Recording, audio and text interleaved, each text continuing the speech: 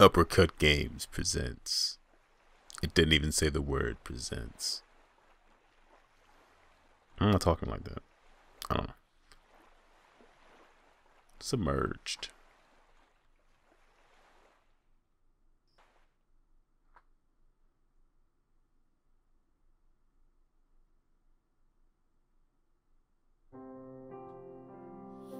So after what seemed like a pretty lengthy loading screen, initial loading screen, here's a title screen for Submerged. And here's some exposition.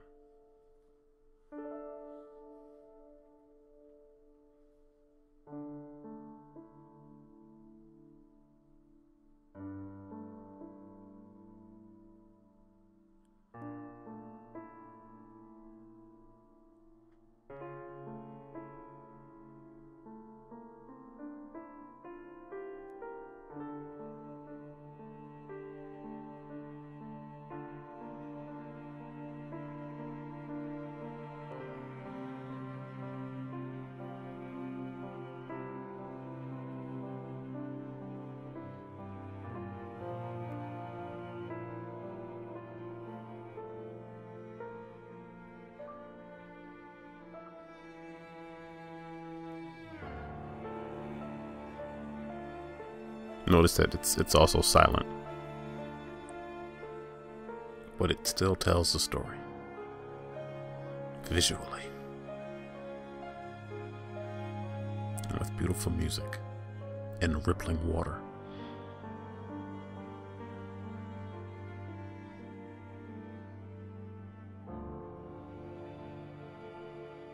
You've already guessed that there's a civilization that has been submerged in water. For whatever reason. Young girl, her young brother, clearly isn't doing that well.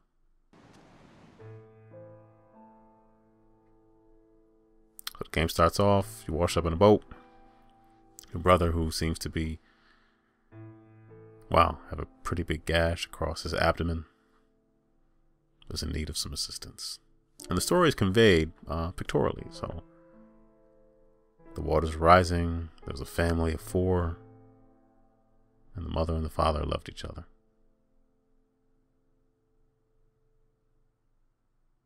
Despite the fact that there is no dialogue in this game, there's words on the screen and stuff, but no spoken dialogue. Stop. The story conveyed through the pictures is quite interesting and well told, to be honest, but you kind of have to piece a lot of it together by the things that you find within the environment. So Taku is the brother, he's bleeding, and the sister is going off to find something to aid in his recovery.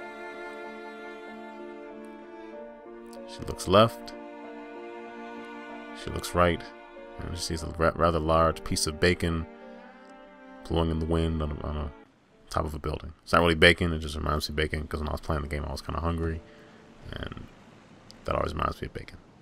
So, and you can't stop me from calling it bacon.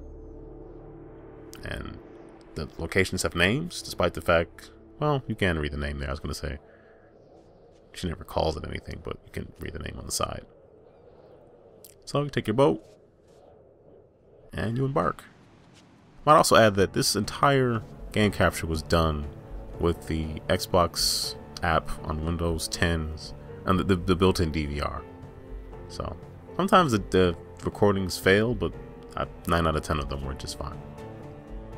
There's also a postcard mode where you take snapshots of the environment and you can record a postcard and be rewarded handsomely for it. As you can see. So you make your way up the side of the buildings. You really can't fall or anything. This game is about exploration. It's not really about death or failure. You just explore. And I don't know, I found it kind of relaxing. There's a trade-off there, but I'll get into that later.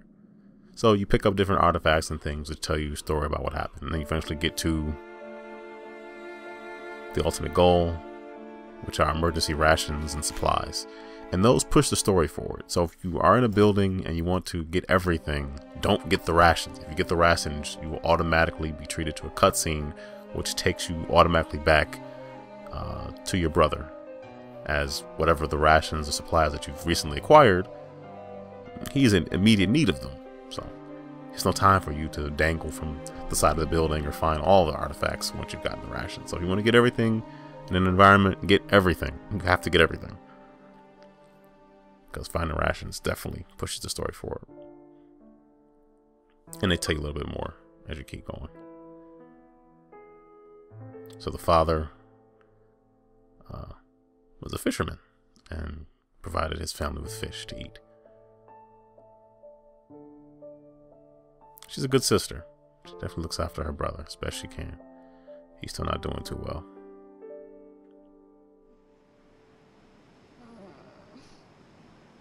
So you see the menu button, the view button has like a journal with the pictures, and the X button shows you, this is on the Xbox One, shows you your map. And you also have a telescope you can use. And wildlife you can interact with. There's 8 types of wildlife you can run into. They don't attack you or anything, they're just in the environment. You have to discover them all. And use a telescope to see other objects and items of interest within the environment. Kind of points you in the direction, wait for the cycle to complete, and the location is added to your map. And you can go and retrieve whatever it is. So sometimes you will actually use a telescope and see the buildings that have the red and white on the side, which lets you know there's rations there. They all don't have rations.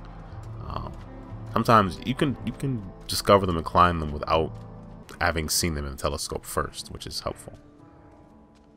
So these are pretty much the environments. It's buildings and structures completely overgrown with plant life and things, and submerged in water. There's also pieces for your boat, which help you boost for a longer period of time, maintain a faster boost, and things like that.